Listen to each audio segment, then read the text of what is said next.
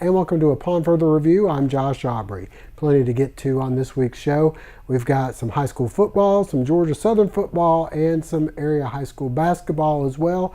We begin with high school football. Well, the public schools seasons ended this past week for our Bulloch County schools. The Bulloch Academy Gators advanced to the second round of the GISA state playoffs this past Friday night. They were on the road once again at John Millage, where they didn't fare too well the first time. They met the John Millage Trojans, and this time around things got even worse for the Gators. They ended up falling by a final count of 45-14 as their season comes to a close. As for the Georgia Southern Eagles, they were able to bounce back nicely from back-to-back losses. They ended up going on the road to Coastal Carolina, where they knocked off the Chanticleers by a final count of 41-17. The Eagles, now with 8 wins on the season, they piled up over 400 yards rushing in the game, led by Wesley Fields with 148 yards and a couple of scores. So the Eagles end up with a big victory in the Sun Belt Conference. Next up, they'll be on the road at Georgia State. We'll hear from head coach Chad Lunsford and a few of the players in just a moment. We also had some high school basketball action getting things tipped off this past week. You had Friday night, Statesboro High hosting Southeast Bulloch in a battle of Bulloch County. And the Southeast Bulloch girls and boys both fell to Statesboro, but the Statesboro boys only won by 2 points in that one. And on Saturday, you saw some much improved Southeast Bulloch boys team because they knocked off Bryan County in notching their first win of the season. As for Statesboro, they went on the road to Butler. The boys lost and the girls won. They remain undefeated on the season. Up next for Statesboro High, the girls will be hosting their Ladies Night Out tournament taking place Monday and Tuesday. Games start at 5 with Statesboro getting things underway at 8 o'clock both on Monday and Tuesday. Before we go to break, we'd like to hope you'll all be safe out there, but if you happen to be in an injury or have an accident, we'd like to encourage you to contact the Sullivan Law Firm at thesullivanlawfirm.com or give them a call, 912-489-8888. The Medical Center Pharmacy on Grenade Street is proud to be your Health Mart pharmacy in Statesboro. The Medical Center Pharmacy, locally owned and serving this community for 50 years, is open 364 days a year. The pharmacists at Medical Center know there's nothing more important than your family's well-being. That's why they take the time to know their customers, explain their medications, and answer any questions. The Medical Center Pharmacy, your Health Mart pharmacy. Health Mart, caring for you and about you.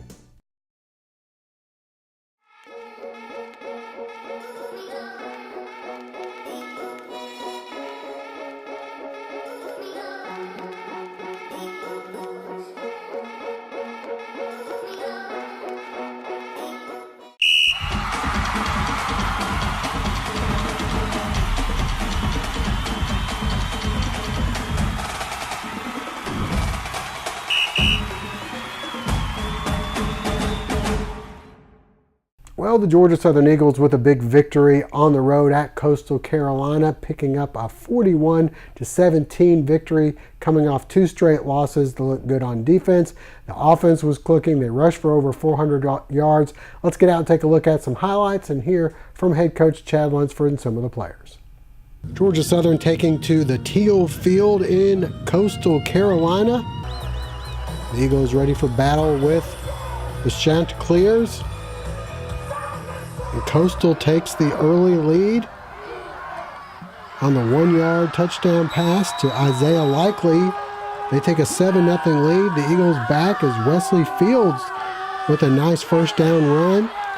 This would lead to a Tyler Bass 44-yard field goal attempt. It's up and good, cutting the lead to 7-3. To the second quarter we go, and Fred Payton finds Kai John Tyler for a first down. That would lead to a 35-yard Massimo Biscardi field goal to put Coastal up 10-3, but the Eagles respond. Fields takes off for the 32-yard run here And then check out Shy Warts as he hurdles a defender at the goal line as the Eagles tie the game at 10-all. This would light a spark. First, Ellis Richardson, the big hit on special teams. Next, it's Quan Griffin applying the pressure. Peyton coughs it up, and Raymond Johnson there for the recovery. The offense unable to turn that into 6, but Tyler Bass able to turn it into 3 as the field goal put the Eagles up 13-10. The defense back at it as Ty Phillips with the sack, and the Eagles up 3 at the half. Moving to the second half, and it was all Georgia Southern. Monteo Garrett breaks into the open field, and he'll sprint his way ahead for a 54-yard pickup deep into Chanticleer territory. Then it's Wesley Fields for the touchdown. He'd lead the way with 148 yards rushing. The Eagles spreading the totes on offense. Here Wesley Kennedy for a first down on the near side, and then the pitch will go to Kennedy, who takes it on the far side for another Georgia Southern first down. Fields next gets inside the 10, and then capping the drive, it's Fields again going into the end zone to give Southern a 27-10 lead. The defense continues their dominance. Chris Harris the hit for a loss. Next up, the give to Logan Wright, and the big guy showing his speed as he outraces the defense 59 yards for the touchdown as the Eagles extend their lead to 35-10. To the fourth quarter we go, and this time it's Raymond Johnson, the hit in the backfield. Then on offense, freshman Najee Thompson comes through with a nice run. The Eagles with over 400 yards rushing. Capping the Eagles scoring, Monteo Garrett goes in from 5 yards away. And then for the finishing touch, we turn back to the defense, and it's Logan Hunt coming up with the sack as the Eagles roll 41-17. Just like Coach saying, we went on a 2-game losing streak, and just to come out here and get a win today, man, it's real big. We finally got our swag back from those 2-game losing streak right there. Man, we just kind of started getting back to us, just trying to have fun again and just working with the process, because we knew what it takes. We knew it was gonna be. We're gonna have to grind it out and come out here and dominate this game, man, and just to have fun out here tonight. The future is bright, I can tell you that. And so, and it definitely helps, and definitely takes a load off for everybody. And it just to know that we got multiple threats on the field, man. It's crazy when everybody getting toast and everybody just exploding like that every time. It's hard to stop that. The real difference was for our offense. I would say our offensive line. They got a great surge up front all night. They would create a new line of scrimmage for us and just open up holes for us to make plays. Kept fresh legs on the field, and we just made plays. Everybody who was on the field at the time made a key block or a key run or anything that was big. It was a team effort. It feels really good, actually. We got I feel like we got really regained our swagger back, and as like the chemistry around the team is back. Everything's clicking. Coaches putting everybody in position to make the right plays, and I feel like everything's going to be great from here on out. I mean, intensity. Really it was just intensity. Us playing together, coming as a team. That was about it, really. We feel that because as a team, we always want turnovers. You know what I'm saying? And it was big on us and big on our part to get a turnover because it turned things over. I mean, it made everyone else hype. It turned offense up. It just did better for us. I think we never lost our swagger. It was just we had to find our way back to how we play. And things went wrong last 2 games, but we're gonna come back hard. I think it was very important to get back to our roots, back to our just what's won us football games this year, and go to work. Don't worry about the result, worry about the process, and make sure that we took each play seriously, made sure that we were on top of our assignments, make sure that we played with an intensity and an edge, and try to get the swag back. I think that's what our guys did this week. They did a really good job of not hanging their heads after 2 losses and coming out and working every day. And I think that process showed today, and we were able to get the result we wanted. We were able to establish drives this week, which lends to being able to get more people the ball. When you go 3 and out and you don't get stuff going, it's very hard to do that.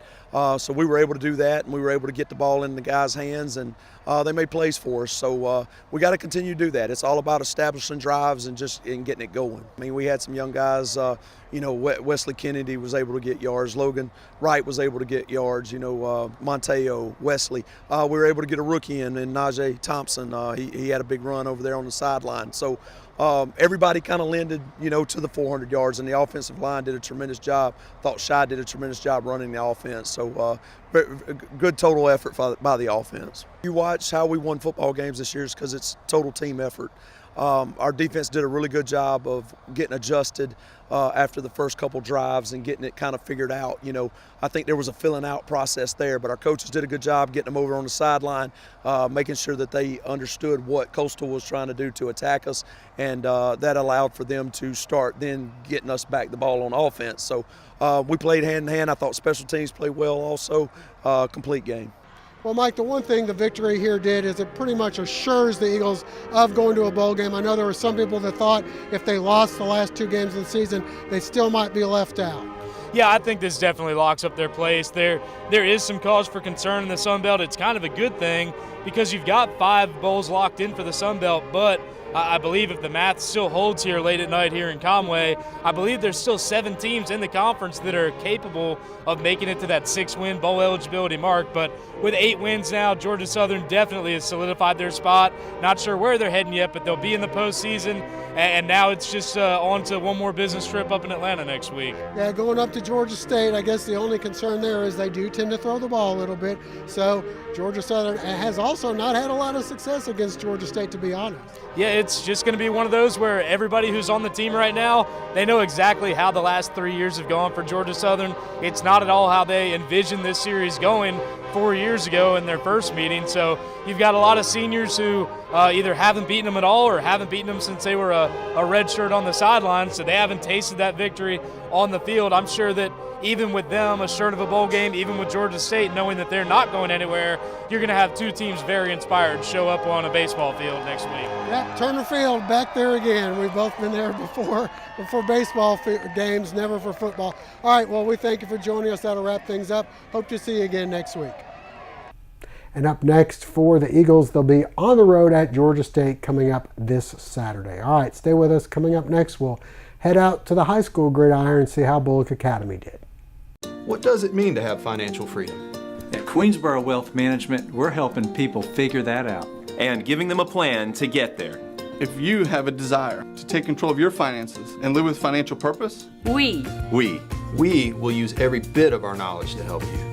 And there's no cost to get started. Download a free kit from our website, then give any of us a call. QWM is Queensboro Wealth Management. Let's begin today. Family Internal Medicine Associates of Statesboro, providing primary care for Statesboro area patients since 1998, providing complete physicals, complete sports physicals, Medicare wellness exams, full diabetes treatment, and education from lifestyle changes to oral medications to insulin pump therapy. In-house dermatology, in-house circulation tests and ultrasounds, in-house lab. And introducing our new nurse practitioner, Melissa Beasley, as we now accommodate same-day or next-day appointments to serve your needs. Family Internal Medicine Associates of Statesboro, where we care. Friday night lights to early morning deer stands, Anderson's General Store in Statesboro is your tailgating and hunting headquarters. Boots from Ariat, Georgia Boot, Irish Setter, Wolverine, and more. We have a pair for you. Check out our Costa and Ray-Ban sunglasses. And apparel from Columbia, Carhartt, and Drake.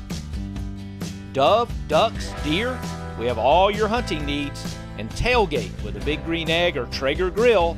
Pack in the flavor with delicious sauces and rubs. Haul it all home with a utility trailer. Anderson's General Store, a general store, and so much more. the Bulloch Academy Gators in action this past Friday night as they hit the road for the second round of the GISA state playoffs as they went to Milledgeville to take on John Millage. Let's get out and take a look at some of the highlights. Round 2 of the GISA state tournament, and Bulloch Academy on the road at undefeated John Millage. The Trojans start the scoring. Ahmad Faustin, you'll hear a lot of his name. He starts the scoring with the touchdown, 7-0. Then it's still in the first. Faustin again. It's 14-0 Trojans. Quarterback Brandon Bellflower here in the second quarter gets down to the 1-yard line, and then from there, Bellflower will sneak it in. The extra point failed, and it was 20-0. The Gator offense finally coming to life late in the second quarter. Nice pitch from Don Aaron to Jake Nelson, who fights his way ahead into Trojan territory. Later, Aaron keeps it himself, and he gets 13 yards and a first down, and then Aaron caps the drive with the touchdown, cutting the lead to 20-7. The Trojans right back, though. Faustin again. He'd rush for over 300 yards and have 4 touchdowns in the game. The Gators just before the half strike as Aaron pump fakes and then finds a streaking Matt Childers for the 61-yard touchdown to make it 28-14 at the half. But in the second half, it was all Trojans. Their much talked about defense pitches a second half shutout. Even when the Gator defense was able to create a fumble, they unfortunately couldn't take advantage. This leads to the only field goal of the game to make it 31-8. John Millage on top. The Gators end up going for it on 4th and 4 and tackled just short. Faustin continues his dominance on the offensive side of things, getting this one all the way down inside the Gator 5-yard line, and then he'd go in for the touchdown as the Gators fall 45-14, the final.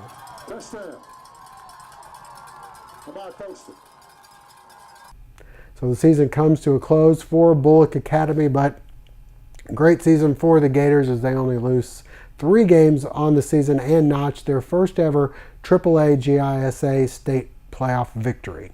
All right, stay with us. Coming up next, we'll hear from Statesboro High head coach Jeff Kaiser as we continue to look back on the season and hear from Southeast Bulloch head coach Barrett Davis.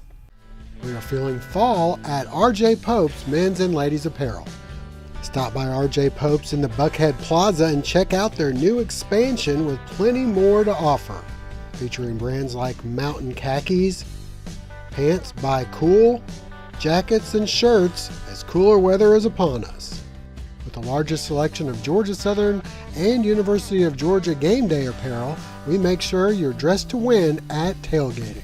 When you're not cheering on your favorite team, we have your style covered, online and in store at our 3 locations.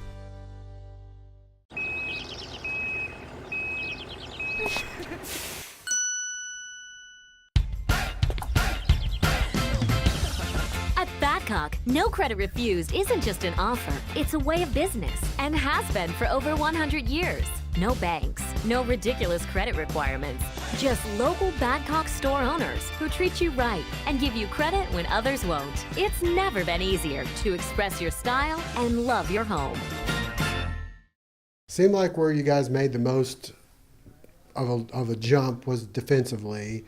You can look back early in the season and even there toward the end, your defense seemed to carry you most of the time. Was that a personnel thing? Do you feel like it's a scheme thing, a little bit of both? Our defense just really had a great year. It's not necessarily what you do, it's the guys you do it with. We were a little quicker, faster defensively this year. We played well defensively at times in every game, usually when our defense struggles because our offense put us in a bind. But very proud of those guys. Our offense got better as the year went on. Still, some weaknesses there, but just very proud of the kids and like I said, the attitude and effort that was put forth. The game plan from the beginning when I talked to you preseason was to kind of shorten the game, try to eat up some clock, and leave your defense as the keep you in the games. Do you feel like the game plan kind of paid off, especially in those victories? I do. I think late in the year, after we lost 6 in a row, in a situation where we had to win 2, our kids had seen that defensively. We had a chance. We were playing well and played well those last 2 games with the exception of 1 quarter. And then played well Friday night. We only had 2 games where we gave up more than 300 yards of total offense. So just a credit to them, credit to the coaching staff for putting together good game plans and sticking with it. We just, we got better. Our program progressed. Now we got to continue to progress. And the work never stops. We started a day on next year. So here we go again. I know this is kind of a tough time of the season when you're packing up all the senior stuff and taking their names off the lockers. What's your feelings on next year as far as who you're returning and how big of a hit are you taking from your senior class?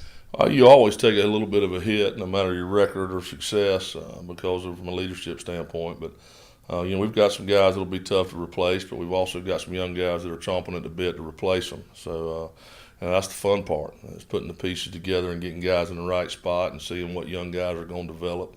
We were very young defensively, very young, especially on the front end.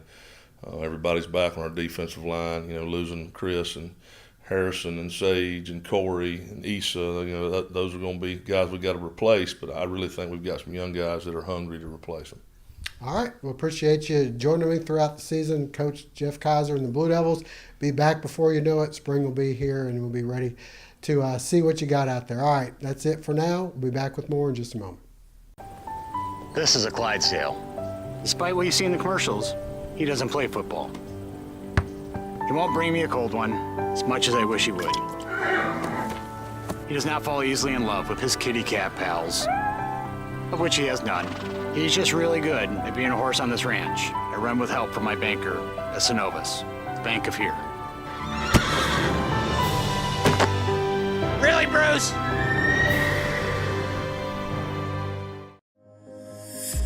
A sports injury can stop you in your tracks. At Optum Orthopedics, our specialized physicians and staff use advanced orthopedic procedures with one specific goal in mind: to get you back to you. If you have a sports injury, request an evaluation. Experience the Optum difference. It's now time for our Southeast Bulloch segment, brought to you by Martin Turf Farm. So your first year at Southeast Bulloch, what did you think about your team? What do you feel about what you guys have coming back next year as well?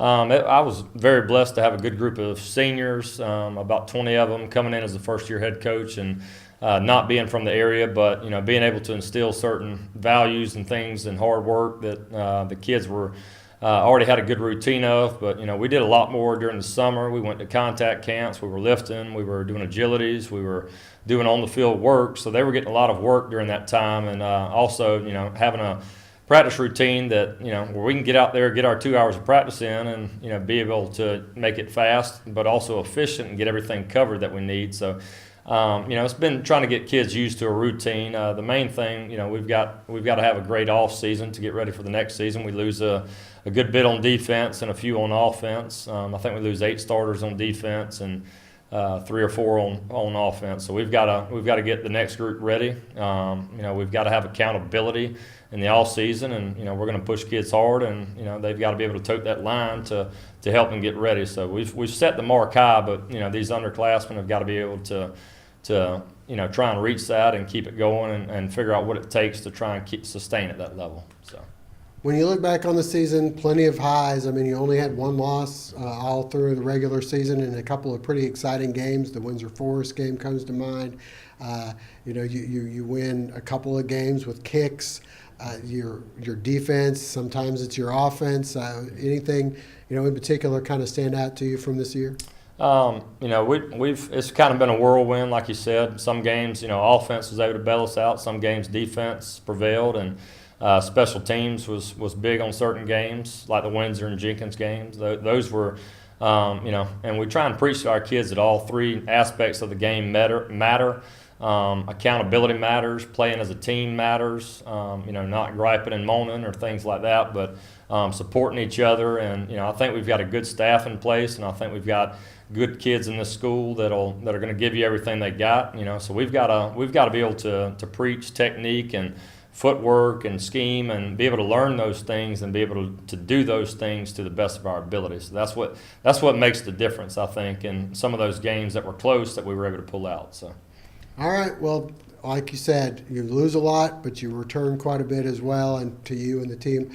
Hopefully, good luck, and you guys can improve on what you did in your first year here in the future. All right. Thanks, and we'll be back with more in just a moment. This portion of the Southeast Bulloch Football Coaches Show is brought to you by Clayton Digital Repro Graphics.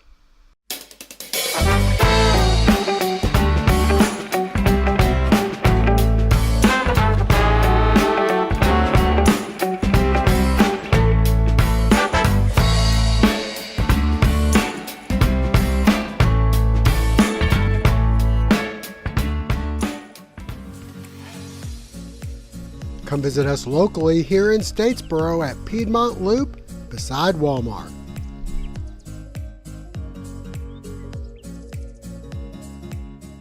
50 years, that's a lot of memories. And at Lee Hill & Johnston Insurers, we've been Statesboro's insurance people since 1963. Recognized as one of the leading agencies in Georgia, Lee Hill & Johnston is independent and offers a complete line of personal and business insurance for auto, life, home, and health. We'll shop companies to find the lowest premiums and best coverage for you, your family, or your business. Lee Hill & Johnston Insurers, the insurance people since 1963. And before we go, congratulations to the Georgia Southern men's basketball team, who remain unbeaten on the season. They knocked off Montana down in the Bahamas to capture that championship there. And a reminder for our area high school basketball, not a lot of games going on this week with it being Thanksgiving holiday break. We have Statesboro High hosting the Ladies Night Out tournament Monday and Tuesday. The games begin at 5 with Statesboro getting things underway at 8 o'clock on both nights.